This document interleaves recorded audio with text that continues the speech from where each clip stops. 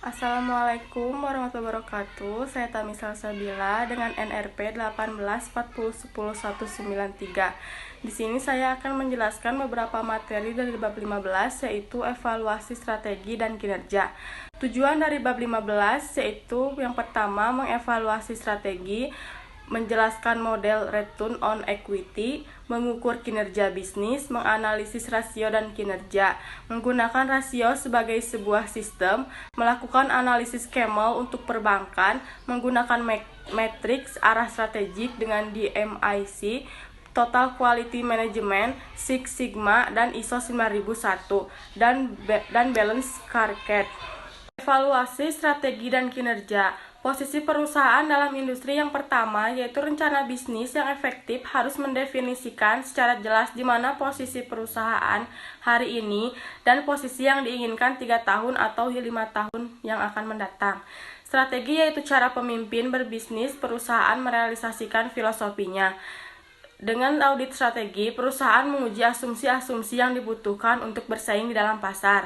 Perusahaan yang sukses mengkombinasikan dua karakteristik utama strategi, yaitu pertama, sasaran jangka panjang, dan kedua, analisis lingkungan persaingan.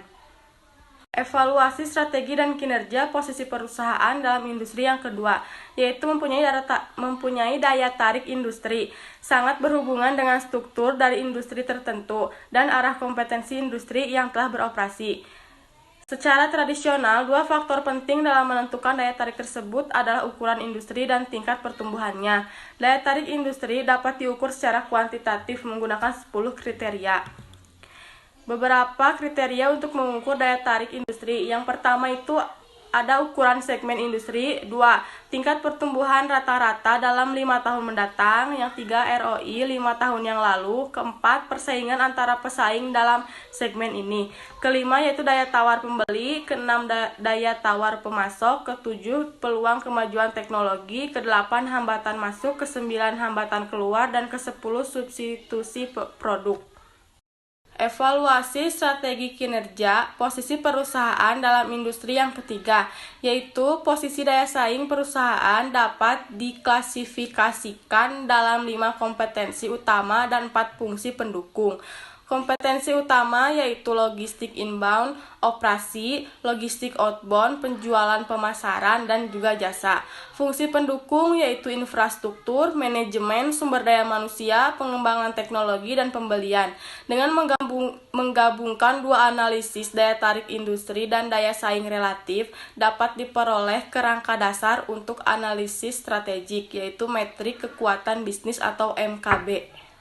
Pilihan strategik berdasarkan posisi daya tarik dan daya saing industri. Yang pertama secara horizontal yaitu daya tarik industri mengenai tinggi, menengah, dan rendah. Yang kedua secara horizontal yaitu kekuatan persaingan yang relatif yaitu terdiri dari rendah, menengah, dan tinggi. Evaluasi strategi dan kinerja sustainabilitas yaitu rencana bisnis strategik dapat efektif hanya bila asumsi-asumsi kunci yang mendasari seperti kompetensi teknis dan cakupan pasar dapat berkelanjutan atau sustainable. Hal-hal yang harus dipertimbangkan untuk mengidentifikasikan faktor umum bagi keberhasilan perusahaan yaitu yang pertama, tanpa komitmen dari manajemen, senior tidak akan mungkin untuk mempraktikkan analisis faktor keberhasilan. Yang kedua, analisis 6 kunci keberhasilan membutuhkan perorganisasian. Yang ketiga, yaitu seluruh kontrak langsung analisis dilakukan bersama manajer. Contoh praktis untuk menekankan faktor-faktor keberhasilan, yaitu faktor keberhasilan terdiri dari strategi, organisasi, staf, gaya kepemimpinan, sistem informasi, orientasi pelanggan.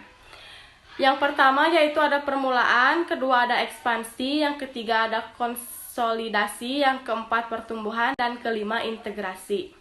Faktor keberhasilan dan penerapannya. Yang pertama yaitu ada prinsip dasar bisnis, kedua ada strategi, yang ketiga ada tujuan perusahaan, yang keempat ada tujuan dalam bagian atau cabang, yang kelima ada tujuan departemen, yang keenam tujuan personel, dan yang ketujuh pengendalian. Dari tujuan perusahaan hingga pengendalian yaitu termasuk faktor keberhasilan. Evaluasi strategi dan kinerja penilaian yang pertama, yaitu penilaian adalah ukuran nilai ekonomis pada suatu periode berdasarkan tingkat diskontrol yang mencerminkan biaya modal. Rencana bisnis yang baik harus terus menghasilkan nilai melebihi biaya modal yang digunakan. Asumsi utama mengenai kondisi pasar akan membawa dampak bagi kelayakan bisnis segmen tersebut. Penilaian kinerja yaitu berdasarkan model ROE, analisis profitabilitas, rasio pengeluaran, dan pemanfaatan aset.